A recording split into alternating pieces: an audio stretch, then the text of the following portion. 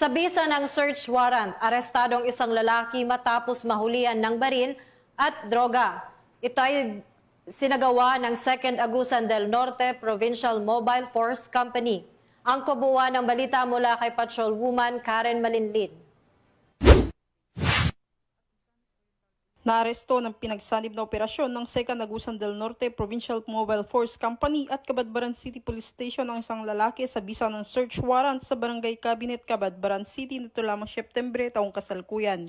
Kinilala ang sospek bilang si alias Ronald, 43 taong gulang at residente ng naturang lugar. Sa operasyon, nasamsam mula sa kanya ang isang caliber 45 pistol na may defaced serial number, 4 na bala, isang magasin at hininalang shabu. Kasalukuyang nasa kustodiya ng Cabadbaran City Police Station ang sospek na maharap sa kasong paglabag sa Republic Act 10591 o Comprehensive Firearms and Ammunition Regulation Act at Republic Act 9165 o Comprehensive Dangerous Drug Act of 2002. Ayon kay Police Colonel April Mark Siyang, Provincial Director ng Agusan del Norte PPO, patuloy ang kanilang pagsusumikap na magpatupad ng batas at tiyakin ang kaligtasan ng bawat mamamayan sa Agusan del Norte.